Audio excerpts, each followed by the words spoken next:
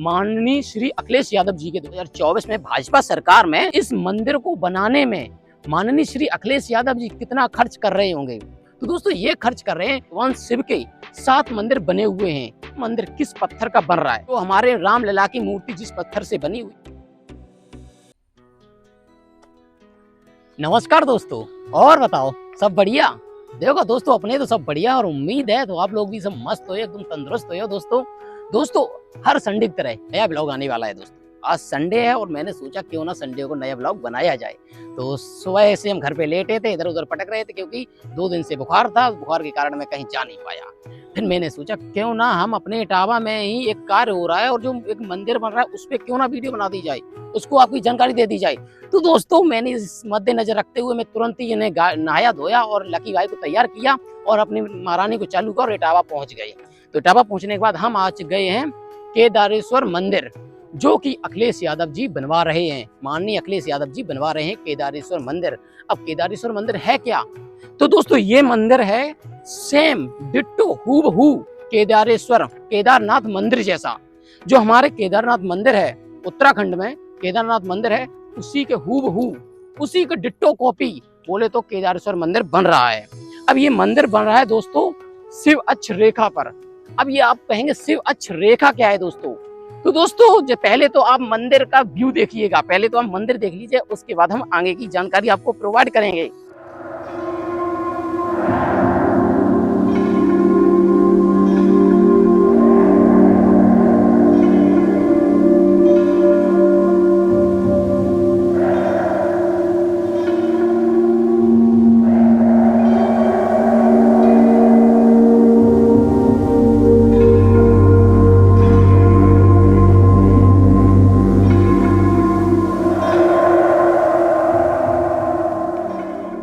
दोस्तों जैसे कि हम बात कर रहे थे शिव अक्ष रेखा की, तो ये एक आध्यात्मिक रेखा है, ना कि किसी इंटरनेशनल, मतलब कि जैसे कि भौगोलिक रेखा में हम इसको प्रदर्शित नहीं कर रहे हैं। मैं कर रहा हूँ इंडिया की तरफ से, जो भौगोलिक रेखा इंडिया की तरफ से है, जो आध्यात्मिक रेखा है वो है शिव अक्ष रेखा, जिस पर भगवान शिव के 7 मंदिर बने हुए हैं। तो वो रेखा होती है केदारनाथ से शुरू होती है, उत्तर दिशा से केदारनाथ मंदिर से शुरुआत होती है और दक्षिण दिशा के रामेश्वर मंदिर पर एंड हो जाती है ये दिशा, और इसी के बीच में 7 मंदिर होते हैं।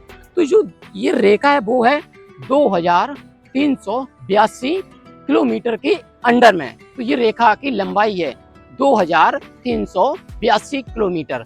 तो दोस्तों जो मंदिर होते हैं वो कहाँ से शुरू होते हैं? केदारनाथ मंदिर से। तो पहला मंदिर आता है केदारनाथ मंदिर आता है, उसके बाद कालेश्वर मंदिर आता है, उसके बाद श्री कालहस्ती मंदिर आता है, उसके बाद दोस्तों श्री एकाम्बेश्वर मंदिर आता है, उसके बाद अरुणाचल मंदिर आता है, उसके बाद श्री थिल्लई नटराज मंदिर आता है, और लास्ट में जो हम बता रहे थे कि मंदिर आता है, जो लास्ट में मंदिर है वो रामेश्वरम मंदिर आता है। और उसी अक्ष रेखा पर और भी मंदिर बने हुए हैं, लेकिन जो भगवान शिव के 7 मंदिर हैं, जो ज्योतिर्लिंग को बोले शिवलिंग होती हैं, जो शिवलिंग है उन्हीं पर एक ये मंदिर बन रहा है शिव अक्ष रेखा पर। तो ये इटावा से गुजर रही थी, तो बोले तो एक्स चीफ मिनिस्टर, यूपी के एक्स चीफ मिनिस्टर माननीय श्री अखिलेश यादव जी ने यहाँ 2020 में इसका उद्घाटन हुआ था, पूजन हुआ था 2020 में। तो लगभग में 34 साल चल रही है, ये 34 साल चल रही है, और ये मंदिर 10 एकड़ में बन रहा है। 10 एकड़ में ये मंदिर बन रहा है, और इस मंदिर का उद्घाटन और जो पूजन हुआ था वो हुआ था 2020 में माननीय श्री अखिलेश यादव जी के द्वारा, जो हमारे एक्स चीफ मिनिस्टर हैं, जो एक्स चीफ मिनिस्टर हैं उनके द्वारा 2024 में भाजपा सरकार में इसका उद्घाटन पूजन हुआ था 2020 में। और दोस्तों हम बताते कि ये मंदिर किस पत्थर का बन रहा है। तो ये मंदिर बन रहा है कृष्ण श्याम शैल पत्थर से। जो हमारे रामलला की मूर्ति जिस पत्थर से बनी हुई है उसी पत्थर से इस मंदिर का निर्माण हो रहा है। और बात करते हैं इस मंदिर का निर्माण किस शैली द्वारा हो रहा है, तो वो हो रहा है नागा शैली द्वारा इस मंदिर का निर्माण हो रहा है। और बात करते हैं इस मंदिर को हूबहू केदारनाथ मंदिर जैसा क्यों बोले, क्योंकि ये मंदिर सेम आप जैसे कि देख रहे होंगे पीछे, तो ये मंदिर पूरा ही केदारनाथ मंदिर जैसा दिख रहा है। और बात करते हैं कि इसकी जो हाइट है, जो ऊंचाई है वो 72 फीट, जो केदारनाथ मंदिर की है वही हाइट इसकी है 72 फीट। और बात करते हैं ये किस अक्ष पे बन रहा है, तो ये जो 79 डिग्री पर ये मंदिर बन रहा है। 79 डिग्री, जैसे अक्ष जो देखते हैं हम, तो 79 डिग्री पे बना हुआ ये जितनी भी हमारी ज्योतिर्लिंग है, बोले तो शिवलिंग है जितनी भी, तो वो सारी शिवलिंग 79 डिग्री पर बनी हुई हैं। केदारनाथ से शुरुआत करते हैं और रामेश्वर तक एंड करते हैं। तो ये हमारा मंदिर इटावा डिस्ट्रिक्ट में अखिलेश यादव जी द्वारा बनाया जा रहा है, वो भी भाजपा सरकार में इसका उद्घाटन हुआ था। और अब बात करते हैं ये मंदिर है कहाँ पे। सबसे पहले तो बात करें तो दोस्तों आपको मैं बता रहा हूँ इटावा में ये मंदिर है। और लायन सफारी के जस्ट सामने है। और 3 किलोमीटर के दूरी पर यहाँ पर यमुना नदी है।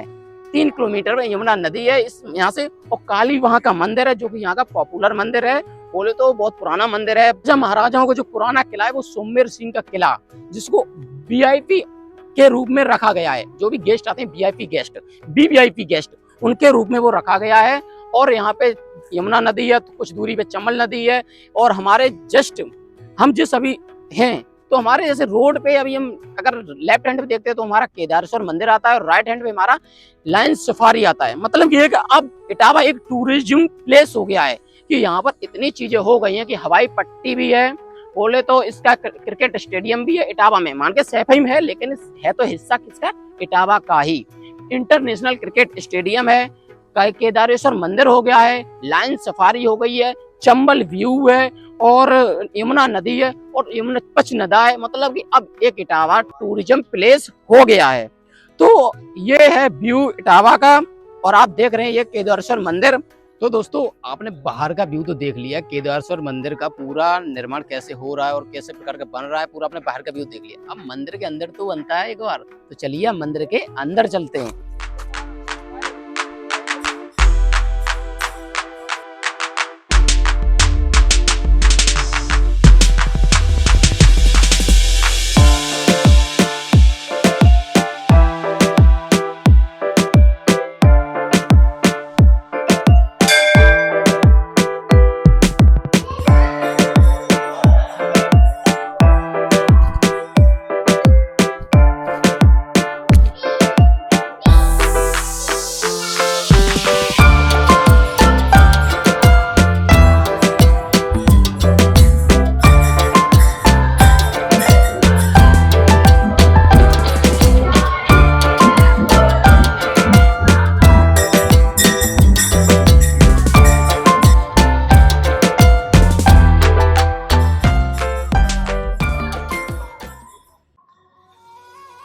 तो दोस्तों मंदिर से बाहर आ गए हैं और मंदिर में मैंने कुछ नहीं बोल पाया क्योंकि अंदर माताएं बहनें पूजा पाठ कर रही थी, भजन कीर्तन कर रही थी। तो अभी यहाँ पे जो हमारे पड़ोस में गांव है, उस गांव की माताएं बहनें भजन कीर्तन कर रही थी, जो कि हमारे सामने ही गांव है शीतलपुर गांव से। तो शीतलपुर गांव की माताएं बहनें यहाँ पे भजन कीर्तन कर रही थी और इस कारण मैंने अंदर कुछ नहीं बोल पाया है। तो दोस्तों जो आपको शिवलिंग दिख रही है अंदर, जो शिवलिंग दिख रही है वो सालिग्राम स्टोन, बोले तो सालिग्राम पत्थर से बनाई हुई शिवलिंग है। तो दोस्तों ये जो सालिग्राम पत्थर होता है, तो ये पत्थर पाया जाता है नेपाल की काली गंडकी नदी में के किनारे, नदी में नहीं, नदी के किनारे पाया जाता है दोस्तों। तो दोस्तों जब नेपाल से इंडिया तक लाने का इसका जो कॉस्ट पड़ा है, इस पत्थर का जो कॉस्ट पड़ा है वो पड़ा है 60 लाख रुपए, मतलब एक पत्थर की कीमत पड़ी है। और मंदिर में आकर वो एक भगवान का रूप ले लेती है। जब कोई भी पत्थर हो मंदिर में आ गया या हमने उसकी बोले तो स्थापना कर दी, तो वो एक भगवान का रूप ले लेता है, चाहे कोई भी पत्थर होता है। तो दोस्तों जो सालिग्राम पत्थर होता है वो नेपाल की काली गंडकी नदी के किनारे स्थित होता है। दोस्तों जैसे कि अब हम कॉस्ट के बारे में बात करते हैं, जैसे कि मैंने एक पत्थर की कॉस्ट बताई है, तो इस मंदिर को बनाने में माननीय श्री अखिलेश यादव जी कितना खर्च कर रहे होंगे। तो दोस्तों ये खर्च कर रहे हैं 90 से 100 करोड़ रुपए, 90 करोड़ से लेके 100 करोड़ के बीच में इसका खर्चा आ रहा है। 10 एकड़ में इस मंदिर का निर्माण हो रहा है। और बात करते हैं हूबहू केदारनाथ मंदिर जैसा, तो ये दोस्तों जैसे कि हम बात करते हैं, एक हमारे वो नंदी महाराज वो बैठ चुके हैं और दूसरे नंदी महाराज इस पर बैठेंगे और तीसरे नंदी महाराज अंदर बैठेंगे। मतलब कि जैसे कि मैंने एंटर किया, नंदी महाराज से मिले, फिर हमने दूसरे नंदी महाराज से परमिशन ली, फिर अंदर जाके भगवान से मिलने के, भगवान शिव से मिलने के लिए तीसरे नंदी महाराज जी से परमिशन ली। मतलब कि 3 द्वारपाल उनके लिए पहले से खड़े कर दिए जाएंगे। तो दोस्तों अब बात करते हैं, जहाँ पर मैंने कुछ पॉइंट मिस कर दिए हैं, तो आप लोग व्यू देखिए और मैं पॉइंटों को गिनाता जाऊंगा। तो दोस्तों चलते हैं। तो दोस्तों इस मंदिर में जो कारीगर काम कर रहे हैं वो कारीगर हैं तमिलनाडु और आंध्र प्रदेश के, और जो कि दोस्तों 3 साल से लगातार काम कर रहे हैं और चौथी साल भी चल रही है, और बोले 10 महीने भी हो चुके हैं, 2 महीने इस साल में। दोस्तों जैसे कि हम बात करते हैं, आगे बढ़ते हैं, तो यह मंदिर 2000 साल तक सुरक्षित रहेगा, क्योंकि इस पत्थर का जो मजबूती है, जो इसका लाइफ वैल्यू है, वो है 2000 साल। जितने भी हमारी शिवलिंग है, जितने भी हमारे मंदिर होते हैं, जितने भी हमारे जो बात करते हैं रामलला की जो मूर्ति आई है, उसकी भी लाइफ वैल्यू है 2000 साल तक। दोस्तों जिस पत्थर से रामलला की मूर्ति बनी है, उसी पत्थर से हमारे केदारेश्वर महाराज जी का मंदिर बन रहा है, केदारेश्वर मंदिर बन रहा है। दोस्तों यह मंदिर, जैसे कि मैं बात कर रहे थे किस चीज की, कि यह कृष्ण पुरुष शैल द्वारा बनी हुई पत्थर द्वारा मंदिर है। तो दोस्तों अब बताइए आप लोग कि इस मंदिर का व्यू कैसा लगा आप लोग को। और दोस्तों बात करते हैं हम कि इस मंदिर को कितना बनाने में खर्चा आ रहा है, वो भी आपको जानकारी दे दी है, मतलब कि आपको संपूर्ण जानकारी इस मंदिर की दे दी है। और मैं शुक्र अदा करना चाहता हूं कि इस इटावा को टूरिज्म प्लेस बनाने के लिए माननीय श्री अखिलेश यादव जी को बहुत बहुत धन्यवाद कहना चाहता हूं कि उन्होंने, बोले तो अपने लिए नहीं, बोले तो पूरे इटावा के लिए एक टूरिज्म प्लेस बनाया। उन्होंने इस एरिया को बोले तो बहुत कुछ दिया है, आजीविका, अपना धनराशि, मतलब कि काम दिया है उन्होंने रोजगार दिया है। क्योंकि अगर कोई भी स्टेट हो, कोई भी डिस्ट्रिक्ट हो, कोई भी एरिया हो, अगर वो एक टूरिज्म प्लेस बन जाता है तो वहाँ की आजीविका बहुत बढ़ जाती है, वहाँ का विकसित एरिया होने लगता है। वो तो यहाँ की आजीविका भी बढ़ेगी और बच्चों का भी यहाँ पे स्किल डेवलपमेंट होगा, एजुकेशन लेवल बढ़ेगा।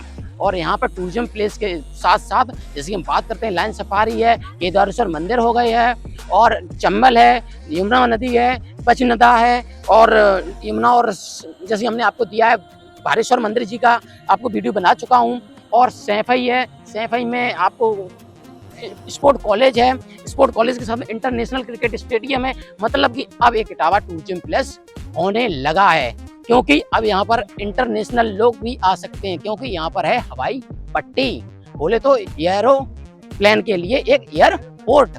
तो दोस्तों उम्मीद करता हूँ ये वीडियो आपको नॉलेजफुल रही होगी और आपको नॉलेजफुल लगी होगी और हेल्पफुल भी रही होगी। तो दोस्तों मिलते हैं अगली वीडियो में, तब तक के लिए दोस्तों नमस्कार, हर हर शंभू।